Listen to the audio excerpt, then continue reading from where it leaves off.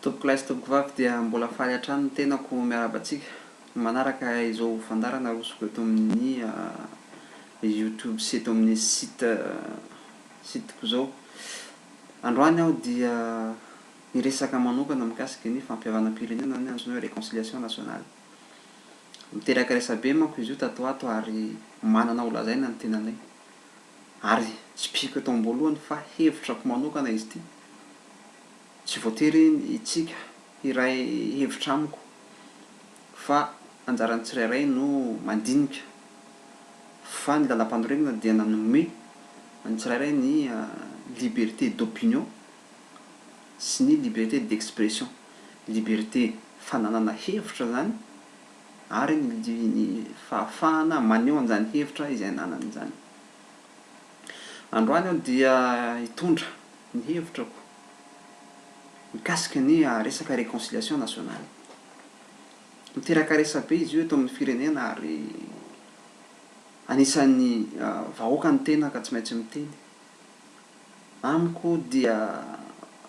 fandrebirebena ny vahoaka loatra izy io ary ny tsy teny angambany dia fahatsapako dia fahadisoana. Ary irariran'ny mpanao politika amin'ny resaka réconciliation nationale ny fiainam-bahoaka ankehitriny. Fijaliana efa tsisy ohatr'izany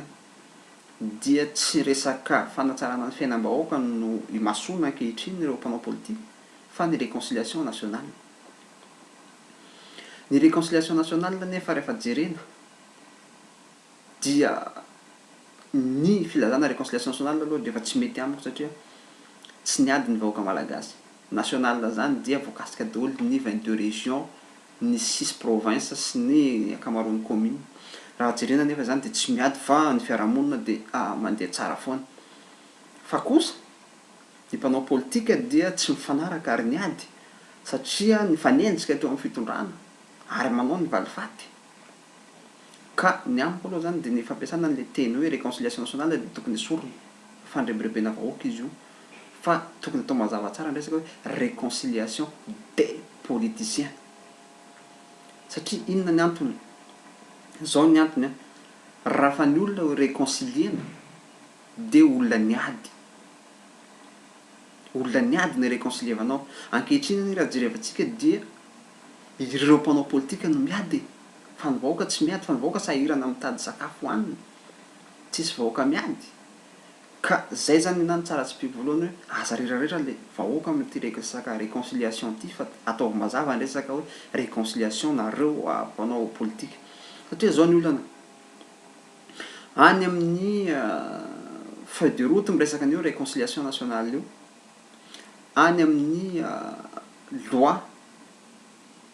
2012-06 sy 2012-07 dia miresaka amin'io resaka réconciliation nationale et amnistie. Ka ny ahy zany dia fandrebirebena vahoaka hoy aho ilay fitadiavana resaka amnistie réconciliation nationale satria ny tena tian'ireo mpanao politika hiaviana amiko dia zavatra anankiroa. Voalohany rehefa miditra amin'ny réconciliation nationale dia manantena ny mpanao politika fa hitsangana ny gouvernement d'union nationale. Faharoa dia mihevitra ireo mpanao politika fa rehefa mipetraka ny amin'ny réconciliation nationale dia ho tonga amin'ny resaka amnistie. Mariko eto aloha zany fa ny tenako dia fa nitsikera ny resaka amnistie io nanomboka tamin'ny transition. Satria amiko ny amnistie dia fahefan'ny vahoaka satria ren'olona nanao adisoana teo amin'ny vahoaka dia hiverina eny amin'ny vahoaka rehefa mahazo amnistie ka anjaran'ny vahoaka no teny hoe afaka mamela an'izany heliko zany manao azy sahala amin'ny tsy nisy. Ka ny vahoaka manana solotena eo amin'ny député. Amiko zany resaka amnistie dia tokony avela manokana ho an'ny député ary lalam-panorenana dia nametraka tsara fa ny député ny tompony zany resaka amnistie zany. Satria ahoana moa resaka amnistie? Misy moa mazava tsara ilay amnistie fa misy anankiroa. Ny ray amnistie large et de plein droit ary ny ray amnistie sur requête izay mandalo amin'ny FFM moa zany ilay sur requête. Fa za zany tena marina fa ny contre an'iny satria amiko rehefa manao tsy mety ianao sazian'ny lalàna anao dia zay mipetraka zany dia fitainao ny sazinao fa tsy asiana resaka politika ty fiainana ity satria raha hanao resaka politika daholo anie votra daholo ny gadra. de zay iverenako le sujet fa sao de lasa lavitra manko izy ty fa misy mikasika ny amnistie any ka azonareo jerena ao amin'ny citoyen de fiveran'le mpanao politika zany rehefa mandeha ny réconciliation nationale hoe amin'ny voalohany a de mitsangana ny gouvernement d'union nationale de samy mahazo place izy rehetra de milamina de ny sasany kosa mieritreritra hoe rehefa mandeha ny réconciliation nationale de lasa ny amnistie de sahala tsy nisy daholo ny heloka rehetra ahoana marina fa voafetra ao anatin'ny resaka amnistie hoe misy crime contre l'humanité contre la violation grave des droits de l'homme sy ny sisa tsy amnistiena fa ny crime hafa zany ho amnistiena de eto zany tenako de tena tsy d'accord ny amiko zany zao a ny lalam-panorenana ao amin'ny andinin'ny fahaenina de mazava tsara fa ny lalàna dia volonté ny rehetra ary tsy misy amboniny lalàna sy ny ambanin'ny lalàna fa mitovy daholo ny olona rehetra eo anatrehan'ny lalàna ka rehefa nanao tsy mety ianao de efa voafetra ny lalàna hoe zao ny sazinao de tokony hihatra aminao iny sazinao iny zay zany ny fahitako azy hoe tokony hihatra aminao ny sazinao fa tsy androany ianao hitady amnistie ohatra maka zao ohatra tamin'ny 29 janvier 2009 tamin'ny 7 février 2009 tany amin'ny 2002 sy ny sisa ahoana moa zany no amelana ny reny heloka reny fa hiditra réconciliation zany de avela ny heloka hatramin'izao manko mbola tsy hoe izy marina ny tena ny responsable an'izy reny ny vahoaka mila ny marina ary ny victime surtout za de miteny foana hoe misy lalàna eto amin'ity tany ity tan-dalàna Madagasikara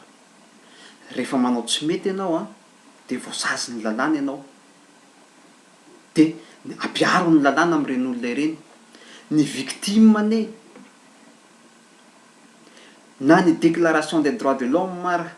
izay amin'ny constitution moa amin'ny préambule de mitenitsika hoe ataotsika ho lalàna mifehatsika ireny convention sur la charte internationale des droits de l'homme reny zany sy ny sisa dia mazava tsara fa ny olona rehetra de mitovy eo anatrehan'ny lalàna tsy sakanavaka io na resaka inona na resaka fananana na resaka tsy sexe na resaka hoe lasy vavy na resaka inona zany a de tsy tokony hifanavaka ka zay mahatonga anah hoe fitaka ho an'ny vahoaka ty réconciliation ty fa ny anah de tsotra rehefa nanao tsy mety ianao a de voasazin'ny lalàna ianao a ary tokony jerena aloha reo victime reo anao any anaovanovana zavatra tsy mety ohatry ny réconciliation nationale io satria tamin'ny 7 février ho a tamin'ny 29 janvier hatrany amin'ny 2002 ka hatrany afaka miaka hatrany alohany tsika nisy victime tao reny ny jerevinareo hoe ahoana no endamin'izena n'ireny victime reny zay nareo vao miditra amin'ny réconciliation politique nareo fa aza-pidirinareo amin'izany réconciliation zany mihitsy ny fandikan-dalàna rehefa mandika lalàna de zay ohatra ho araisiko ny faty tamin'ny 7 février de avela fotsiny ve ny olona namono an'ireny olona reny ka rehefa reny ny avela inona moa ny olona avotsory daholo ny gadro amin'ny ponja satria ny fahotana farany be indrindra ao de ny famonoan'olona avotsory zany le gadra satria amnistieko réconciliation nationale ko avotsory daholo ny gadra rehetra fa réconcilier daholo tsika malagasy rehetra na ny any am-ponja na tsy any am-ponja de réconciliation nationale ka zay ny anah ny hevitriko hoe oka ny fandrebirebena vahoaka ny zavatra mahamaika ny vahoaka ankehitriny a dia ny fananatsarana ny fiainany